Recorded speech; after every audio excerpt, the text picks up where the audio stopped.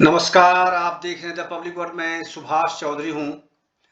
गुरुग्राम को आज दो बड़ी सौगातें मिली हैं। मुख्यमंत्री मनोहर लाल ने आज दो बड़ी परियोजनाओं का लोकार्पण किया। इनमें से एक जो बहुत ही महत्वपूर्ण जगह है, महावीर चौक यानी पुरानी बस अड्डा गुरुग्राम के पास, जहां लगभग 5-6 दिशाओं से सड़कें आकर जुड़ती हैं और सबसे अधिक ट्रैफिक जाम की स्थिति लगी रहती थी। बरसों से यह मांग थी लोगों की यहाँ कि अंडरपास बनाकर कम से कम जो सामान्य यात्री हैं, बस अड्डे से निकलते हैं, जाते हैं, आते हैं, या 5-6 दिशाओं से जो बसें आती हैं या फिर जो ट्रैफिक की स्थिति बनती है, उसमें से लोगों को, पैदल यात्रियों को अंडरपास से ही जाने आने का रास्ता मिल जाए, जिससे कि ट्रैफिक जाम की स्थिति न बने। तो इस समस्या से निजात पाने के लिए बरसों बाद अब लोगों को राहत मिलेगी, क्योंकि यहाँ अंडरपास का निर्माण भी हो गया और आज प्रदेश के मुख्यमंत्री मनोहर लाल ने इसका लोकार्पण कर दिया, यानी इसका उद्घाटन कर दिया और अब यह जनता के लिए समर्पित है। आज से इसे खोल दिया गया है।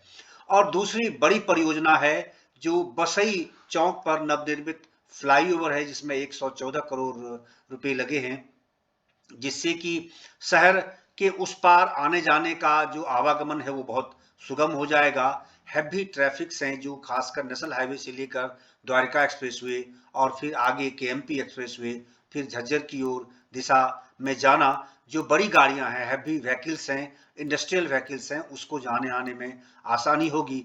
और इससे जो शहर में कंजेशन है, ट्रैफिक जाम की जो स्थिति बनती थी, वो अब कम होगी। खासकर उसके कारण से धनवापुर इलाके में, राजेंद्र पार्क में, न्यू पालम बिहार में ये जो कुछ फ्लाईओवर्स थे, ये अक्सर जाम लगे रहते थे। इसमें यहीं से हैवी व्हीकल्स भी जाती थी, कोई और रास्ता नहीं था। लेकिन अब सीधे नेशनल हाईवे से निकलकर अगर हीरो होंडा चौक से और दूसरी दिशा में झज्जर की ओर अगर उसको जाना है, या फिर केएमपी एक्सप्रेसवे पर जाना है, या द्वारका एक्सप्रेसवे पर जाना है दिल्ली की दिशा में, तो वो शहर से बाहर बाहर ही बसई चौक से सीधा फ्लाईओवर से वो निकल सकते हैं। तो ये दो परियोजनाओं का आज मुख्यमंत्री ने लोकार्पण किया, बल्कि यूं कहें कि उसका उद्घाटन किया और जनता के लिए इसे समर्पित कर दिया।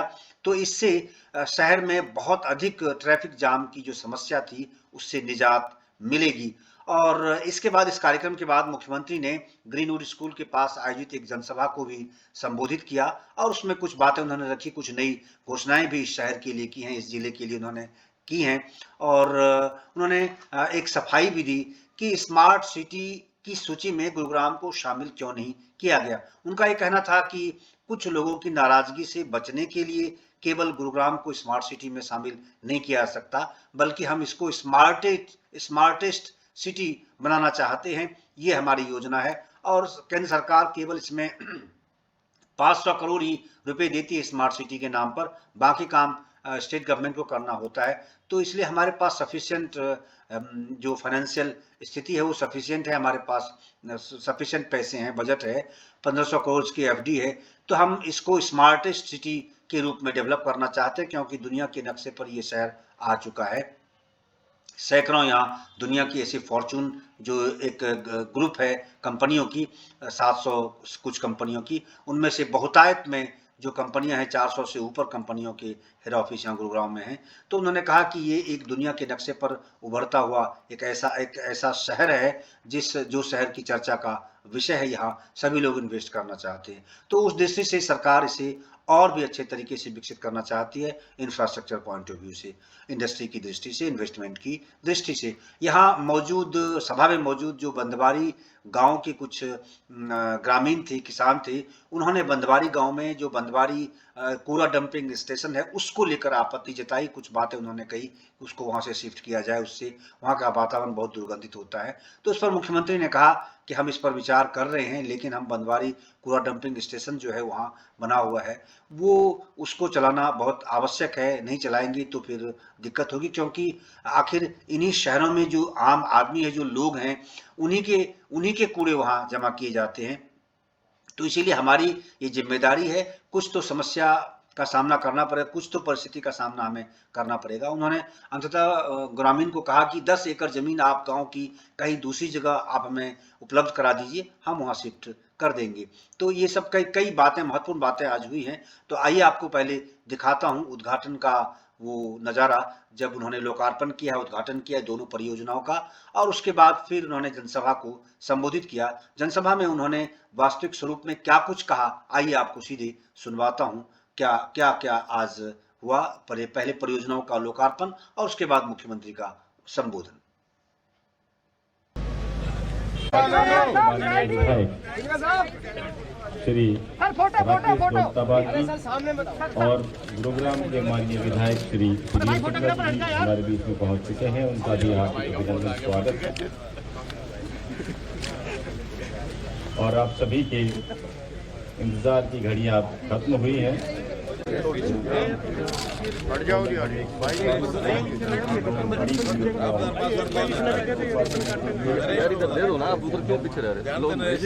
तुम्हारा क्या नाम है? राम बाबू।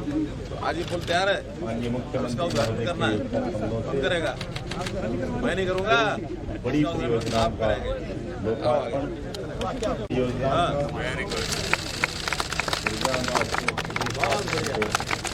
बहुत अच्छा।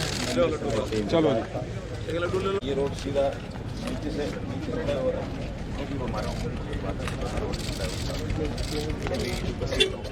माननीय मुख्यमंत्री महोदय अभी अधिकारियों से मिल रहे हैं।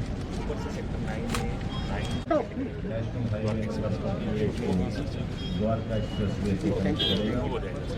अभी रिलीफ मिल जाएगा सर। और आप देख रहे हैं कि इस फेज पर रेलवे लाइन क्रॉस करके द्वारका एक्सप्रेस मनोहरलाल खट्टर जिंदाबाद। मनोहरलाल खट्टर।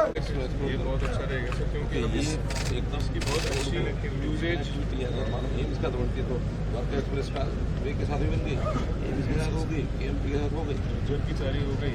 और साथ में फिर कॉरिडोर आ जाएगा। कॉरिडोर आ जाएगा। ये सेक्टर 9 सर 4 पूरा जो शहर का जुड़ाव उसका बन जाएगा, उसकी साइड भी बन जाएगा सर। इधर भी हमारा सिटी लाना हो। बीच में पहुंचे माननीय मुख्यमंत्री महोदय का कर्तव्य से स्वागत करें। आप सभी से निवेदन है। और साथ में हमारे सम्मानित विधायक गुरुग्राम श्री सुधीर सिंगला जी। इधर से आ जाओ, इधर से खींच लो आराम से यार।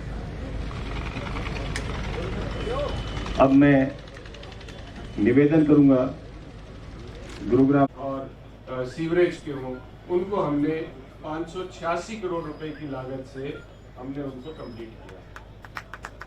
और इससे मैं थोड़ा साइड दे दो भाई, तो लोग भी पीछे बैठे हैं।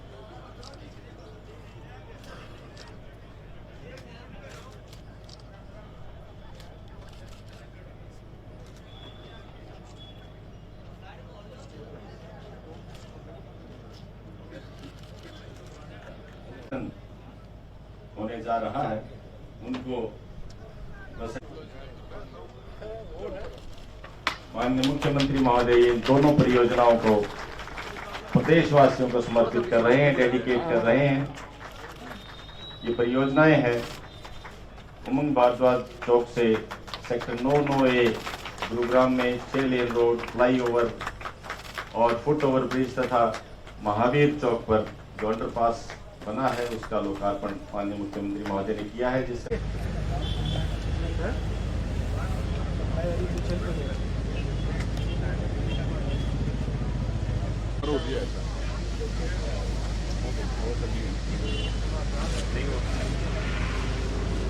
गुरुग्राम को हर बार सौगातें देने वाले अंत्योदय अर्थात समाज के सबसे गरीब परिवारों का जीवन स्तर ऊपर उठाने का संकल्प लेकर चल रहे प्रदेश के यशस्वी मुख्यमंत्री, जिनके नेतृत्व में समाज के हर वर्ग के लिए कल्याणकारी योजनाएं न केवल बनाई गई बल्कि धरातल पर उतारी गई हैं।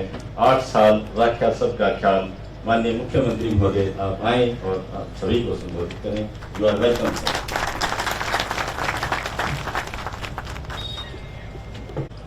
गुरुग्राम की इस विकास यात्रा में आज 2 कदम और आगे बढ़ते हुए इस सभा में उपस्थित मंच पर विराजमान हमारे विधायक श्री राकेश दौलताबाद जी, भाई सुधीर सिंगला जी, हमारे एसीएस सीओ जीएमडी बल्कि कहना चाहिए श्री सुधीर राजपाल जी, बसई गांव के हमारी सरदारी, आसपास क्षेत्र के हमारे आरडब्ल्यूए के पदाधिकारीगण, अन्य इस इलाके के निवासी बंधु भाइयों बहनों, पूरा इंजीनियरिंग स्टाफ और बाकी सब लोग, पत्रकार छायाकार मित्रों, जैसा ये कहा कि एक गुरुग्राम का वो नक्शा मैंने देखा है 90s का, 90, 91, 92 में कभी ना कभी छोटे बड़े काम के लिए गुरुग्राम आना होता था। फिर 2005-6 का जो नक्शा, उस समय आबादी तो बढ़ने लग गई, लेकिन विकास इतना आधा अधूरा था कि लगता था कि ये आगे जाके इसका कोई सुधार भी हो पाएगा कि नहीं हो पाएगा। 2014 तक इस गुरुग्राम को एक कामधेनु, एक गाय का दूध निकालने तक ही सीमित रखा गया कि इस गाय का दूध चुंगो इतना चुना है, लेकिन उसकी देखभाल के लिए कोई योजना नहीं बनाई गई, वो भी आधी अधूरी बनाई गई। हमने आने के बाद पूरी योजनाओं को साकार रूप देने के लिए सबसे पहले जीएमडीए का गठन किया। इतना बड़ा विस्तारित ये शहर हो गया है, इतना फैलाव हो गया है कि बिना डेवलपमेंट अथॉरिटी के अगर हर चीज यहां से चंडीगढ़ से चलती रहेगी तो ये शहर आगे बढ़ ही नहीं पाएगा। इसलिए पूरी अथॉरिटी देकर के हमने यहाँ जीएमडीए का गठन किया है कि अब फाइलों को चंडीगढ़ जाने की जरूरत नहीं है, जो काम होंगे यहीं शुरू होंगे, यहीं उनको परमिशन होगी, और अधिकारियों को लेकर के जीएमडी की मीटिंग मुझे अगर करनी होगी बीइंग चेयरमैन, तो वो यहीं गुड़गांव में की जाएगी। इसका काम कोई चंडीगढ़ नहीं बैठ के किया जाएगा, जिसके कारण से इस काम में गति आई। और खास करके जैसा बताया कि ये जो हमारा गुड़गांव, ओल्ड गुड़गांव जिसको कह सकते हैं, कोर एरिया सिटी, पुराना शहर, जिसकी कोई प्लानिंग उस समय बसते समय नहीं बन पाई थी, बनती भी नहीं है। पुराने शहर तो ऐसे ही बसते चले जाते हैं। आज तो फिर भी प्लानिंग के तरीके से पहले उसका डेवलपमेंट प्लान बनाया जाता है, सड़कें बनाई जाती हैं, फ्लाईओवर बनाए जाते हैं, फिर उससे सेक्टर काटे जाते हैं, तब जाके उसकी डेवलपमेंट प्लान होती है। लेकिन इन शहरों में भी डेवलपमेंट बहुत कठिन होती है। मैंने एक बार आज से शुरू में 7-8 साल पहले ही कहा, ये सिकंदरपुर फ्लाईओवर है ना, रेलवे वाला, इसका नाम क्या है? अरे दौलताबाद, सिकंदरपुर वाला कौन सा है? वो और आगे है। अब वहां भी बहुत भीड़ा एरिया है, यानी गाड़ी निकल जाए तो साइड में जो बस्तियां हैं उसके अंदर गाड़ी पहुंचनी मुश्किल हो जाती है, फ्लाईओवर के साथ घूम के जाना पड़ता है। उसकी भी एक योजना हमारे दिमाग में है कि कहीं ना कहीं उसको चौड़ा रास्ता, चाहे वो ब्रिज बनाएंगे, चाहे अंडरपास करेंगे, लेकिन पुराने शहर की भी योजना बनाना उचित है। मेट्रो बननी शुरू हुई, हमने कहा शहर के अंदर भी मेट्रो बनाओ। तो खुशी की बात यह है कि हमारी प्लानिंग पूरी डीपीआर लेवल तक, बल्कि और आगे भी उसका काम शुरू हो चुका है, जो इधर हुड्डा सिटी सेंटर से मेट्रो पूरे गुड़गांव का एक राउंड लेते हुए, और फिर बाद में उस साइड में सेक्टर 22 द्वारका, उसके साथ जोड़ने का काम भी शुरू हो गया। केएमपी बना, बार बना, लेकिन अंदर से सड़कें केएमपी तक जोड़ने की जो क्रम है उसको भी तेज किया। जैसे मान लो इसी रोड के बारे में आज ही मैंने सुझाव दिया कि यहाँ से क्यों नहीं हम सीधा एम्स बाड़सा और वहां केएमपी के साथ जोड़ सकते। जज्जर का जो जाने वाला रोड है फरूख नगर, वहां वो तो केएमपी पर जुड़ता ही है। तो इन सब सड़कों को चौड़ा किया जाए, अंडरपास बनाया जाए, फ्लाईओवर बनाया जाए। आवागमन के साधन अगर ठीक होंगे तो शहर के अंदर कंजेशन नहीं है, भीड़ नहीं है, ये सब चीजें करते हैं। उसी कड़ी में आज ये जो 2 प्रोजेक्ट जिसका उद्घाटन अभी किया गया है, महावीर चौक बस अड्डे के आसपास कितना ट्रैफिक था, उस ट्रैफिक को और कैसे स्मूथ किया जाए, तो अंडरपास जो महावीर चौक बनाया गया, जिसके ऊपर 27 करोड़ रुपए का खर्च किया गया है। और फिर ये उमंग भारद्वाज चौक से लेकर सेक्टर 9-9A और आगे बढ़ते हुए इसका 6 लेन का ये जो प्रोजेक्ट है, जिसका भी उद्घाटन हुआ, 114 करोड़ रुपया इस पर खर्च आया है। कुल 141 करोड़ रुपए का खर्च हुआ है। सामान्य व्यक्ति को तो कई बार इन करोड़ों का समझ ही नहीं आता, कहां से आया कहां गया। वो तो थोड़ा झगड़ा वगड़ा कर लेते हैं, हमारे से भी जमीन एक्वायर करते हैं तो हमको 1 करोड़ क्यों दिया, 1.5 क्यों नहीं दिया, 2 क्यों नहीं दिया। लेकिन ये पता नहीं कि खाली जमीन के अलावा उस पर जो विकास के काम होते हैं उस पर बहुत बड़ा पैसा लगता है, कई बार तो जमीन से भी ज्यादा लगता है। उसके बाद ही एक शहर का विकास ये संभव होता है। आज हमारा सौभाग्य है कि गुरुग्राम दुनिया के उन आइकन सिटीज में से बन गया है जिसका सारे दुनिया में नाम है, केवल भारत में नहीं। विदेशी कंपनियां 500 फॉर्चून कंपनी का एक ग्रुप है, उस 500 फॉर्चून कंपनी में लगभग 350 कंपनियां दुनिया की उसका यहाँ उनका ऑफिस यहाँ बना हुआ है, उनके यहाँ काम करते हैं। 350। जापान की कुल 1455 कंपनियां हैं अपने देश में, जिसमें से लगभग 400 जो है वो हरियाणा में है, और अगर 400 हरियाणा में है तो 350 गुरुग्राम जिले में ही है। 350 अब तो जापानी कॉलोनी है अलग बन गई, उनके स्कूल अलग बन गए हैं, विदेश के लोग इन्वेस्टमेंट करने के लिए आते हैं। हमारा विकास होता है, रोजगार मिलता है, शहर का एक बड़ा स्वरूप बनता है। अब आखिर जो जिस लेवल की हैसियत जिस आदमी की होती है वो उतना ही काम कर पाता है। तो कम हैसियत वाले अपना छोटा काम करेंगे, बड़ी हैसियत वाले बड़ा काम करेंगे, लेकिन योगदान सबका है। तो इस योगदान में लोगों ने बहुत सहयोग किया है। इस शहर को हमने स्मार्ट सिटी बनने की जब बात आई तो कहा गया कि इस शहर को क्यों नहीं जोड़ा। हमने कहा कि इस शहर को स्मार्ट सिटी थोड़े से लालच के लिए नहीं जोड़ना, हमने इसको तो हम स्मार्ट की बजाय स्मार्ट टेस्ट बनाएंगे, स्मार्ट नहीं रखेंगे, स्मार्ट टेस्ट बनाएंगे। स्मार्ट सिटी में केंद्र सरकार सिर्फ 500 करोड़ देती है और हमारे यहाँ 1500 करोड़ तुम्हारी एफडी पड़ी है, हम उसको लगा देंगे अपने। तो मित्रों, शहर के विकास के लिए दिन रात चाहे जीएमडीए हो चाहे हमारे अन्य डिपार्टमेंट हो, अब गुरुग्राम ही नहीं बल्कि इसी प्रकार का विकास हमारा फरीदाबाद में भी शुरू हो गया, वहां भी एफएमडीए बन गई है। तीसरी पीएमडीए बन गई है, पंचकुला मेट्रोपॉलिटन डेवलपमेंट अथॉरिटी। तो 3 डेवलपमेंट अथॉरिटी हो गई है। जो शहर बड़ा होता चला जाता है उसकी अलग से डेवलपमेंट अथॉरिटी ये हम लगातार बनाए चले जा रहे हैं, जिससे उन शहरों का और जो है लाभ होगा। मित्रों, मुझे तो इतना ही कहना है कि जो प्रोजेक्ट बन गए हैं वो तो आपको समर्पित किए जा रहे हैं। कुछ नए प्रोजेक्ट्स भी गुरुग्राम के और बन रहे हैं जिसकी जानकारी शायद पहले हो गई होगी, फिर भी बता रहा हूं। जैसे श्री माता शीतला माता मंदिर की ओर से जो एक प्रस्ताव दिया गया था कि मेडिकल कॉलेज बनाया जाए, उसका भी निर्माण शुरू हो गया है। तो मेडिकल कॉलेज अलग से गुरुग्राम बनेगा।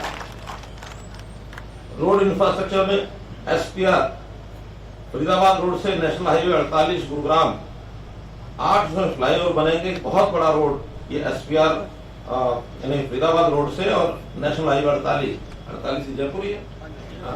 तो वहां जो फरीदाबाद रोड है वहां से लेके 48 तक 8 फ्लाईओवर बन करके एक बहुत ऐसी बड़ी स्कीम है। इसके ऊपर 845 करोड़ रुपए का खर्च होना है, इसको भी मंजूरी दे दी गई है। अतुलकारिया चौक फ्लाईओवर अंडरपास ये भी लगभग बन के तैयार है। बहुत जल्दी 1-8 महीने में उस फ्लाईओवर का भी उद्घाटन हो जाएगा। रामपुरा चौक से पटौदी रोड ये भी 66 रोड की यानी इसकी स्ट्रेंथनिंग हो रही है, अपग्रेडेशन हो रही है इस रोड की, इसको भी काम को आगे बढ़ाया जा रहा है। वाटर सप्लाई में भी जो हमारा वेस्ट ट्रीटमेंट प्लांट है और बसई में दूसरा वाटर वर्क्स है, वाटर वर्क चंदू बुढ़ेड़ा है, ये भी 375 करोड़ की योजना है, ये बन रही है। यहां मैं उल्लेख करना चाहूंगा कि ये जो विषय आया 5 एकड़ जमीन के ऊपर क्या फतेह, देखिए इसमें मैं आपको बहुत स्पष्ट करता हूँ। हमने बंदवाड़ी का जो प्रोजेक्ट है उसको कई साल पहले शुरू किया था, लेकिन शुरू करते समय वहां बहुत बड़ा एक ढेर पहले से लगा हुआ था और कंपनी को हमने दिया तो कंपनी ने शर्त रखी थी कि हमको 10 एकड़ जमीन खाली चाहिए वहां, तब हम प्लांट लगाना शुरू कर पाएंगे, वरना लगा नहीं पाएंगे, क्योंकि बिना खाली जगह के तो प्लांट लगाएंगे कैसे, वहां भरा पड़ा है सारा। हमने उसको खाली करना शुरू किया। जितना खाली करते हैं उतना ही हमारे सर और गुड़गांव का जो वेस्ट है वो भी बहुत बड़ी मात्रा में लगभग 1200 टन यहाँ से जाता है, 1200 टन जाता है, और उतना 1200 टन 1500 टन 800 टन बरसात में वो भी बंद हो जाता है, वो वहां से प्रोसेस होता है, जिसका प्रोसेस करके वहां जगह खाली करने के लिए कोशिश करते हैं। लेकिन पिछले 2-2.5 साल से ये जो आंख मिचौनी का खेल ये चल रहा है, इतना और डंप हो जाता है उतना साफ करते हैं, डंप हो जाता है साफ करते हैं। हम उनको 10 एकड़ जमीन खाली करके नहीं दे पाए। अब आकर के 5-6 एकड़ जमीन खाली हुई है, लेकिन अगर प्रोसेस जल्दी करके उस प्लांट को चलाना है तो एक बार वहां ज्यादा वहां सफाई हो, कम वहां जाए, तब तो जमीन खाली हो जाएगी। तो फिर टेम्परेरी हमको एक साइड 6 महीने से लेकर 8 महीने तक चाहिए, ताकि हम उस जमीन को खाली करा सकें। खाली हो गया, प्लांट चालू हो गया तो फिर साथ साथ साफ भी होता जाएगा और फिर ढेर भी नहीं लगेगा। उस कारण से टेम्परेरी या लगाया, इसको कोई मत समझे कि परमानेंट डंप है, केवल टेम्परेरी 6-8 महीने के लिए है। और बाकायदा लिख करके GMDA से उन्होंने परमिशन लेके किया। क्यों? अच्छा, उसकी सफाई, साफ सफाई शुरू हुई है, सफाई शुरू हुई ना। अब हमने ये विचार किया कि जितना कूड़ा जाएगा साथ साथ डेली साफ होगा, क्योंकि वहां तो सफाई चली रही है, लेकिन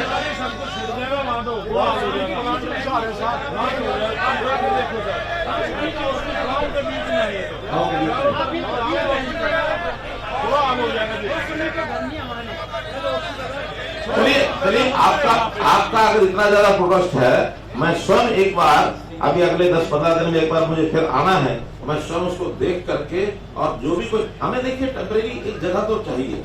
अगर जगह मानो वहीं भेजते रहे हम, तो फिर वो चालू ही नहीं हो पाएगा बनवाड़ी का।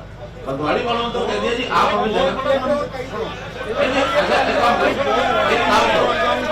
अरे काम करो, अरे सुन तो लो, जनता मर जाएगी, सुन लो, जनता सारी भी मरेगी, हम भी मरेंगे, आप भी मरेंगे, लेकिन जिंदा तो रहना ना, जिंदा रहने के लिए कुछ करना पड़ेगा।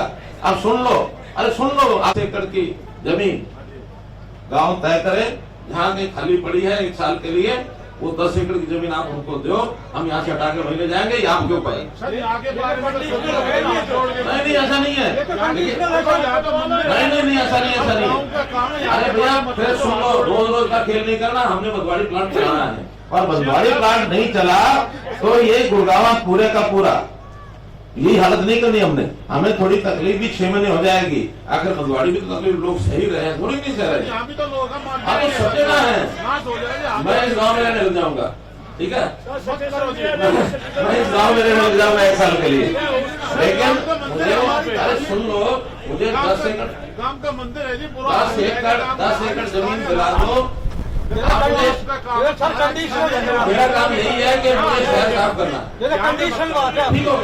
ठीक हो गया, साथ साथ सफाई करना मेरा काम नहीं होगा, ऐसा मत करो। चलिए हाथ जोड़ के अब इसी कहाँ ले जाओ,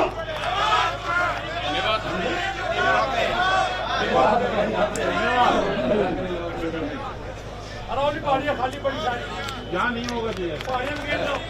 चलिए ठीक है, हमारे विधायक जी ने, सुनो, विधायक जी ने एक जमीन सुझाई है, उसको अगले हफ्ते देख लेते हैं, और उस जमीन के ऊपर अगर संभव हुआ तो मान जाए।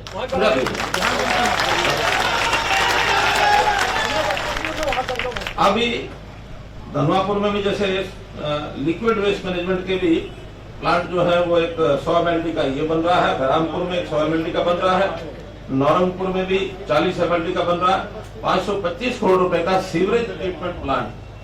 भाई देखो, गंद पैदा तो हम ही करते हैं, और थोड़ी करता है, कोई आदमियों का ही गंद है, ये पशुओं का नहीं है, इसलिए हमें इसमें कोऑपरेट करना पड़ेगा। हमारा गंद है, हमको ही साफ करना है, मिलकर साफ करना है। हाथ जोड़ के विनती है, कम का मंदिर है, तो बात बताई थी, और वाटर लॉगिंग जहाँ जिस एरिया में होती है उसका भी हम जो है काम शुरू कर रखा है, 200 करोड़ 60 करोड़ रुपया उस पर लग रहा है, लगभग 2-2.5 हजार करोड़ की। मैंने आपको इस एरिया की सारी चीजें गिनाई है, अगर हम कमी नहीं छोड़ रहे हैं, लेकिन कई बार जो कठिनाई होती है मिलकर के हमको सहन करना होता है। इसका रास्ता मिलकर निकालेंगे, बता दिया बैंक जिन्हें उसका रास्ता निकालेंगे। हफ्ता 10 दिन में उस जमीन का सर्वे करा के, और हमें तो क्या है, मैंने बताया 6-8 महीने की प्रॉब्लम है, बाकी फिर बुधवारी का परमिट चलेगा। बताइए, बहुत बहुत आपका धन्यवाद। और इस अवसर पर पुनः आप लोगों को बहुत बधाई देता हूँ कि दोनों प्रोजेक्ट का अधिकार किया। इसी प्रकार से आप सहयोग करते रहे और आगे बढ़ते रहेंगे। और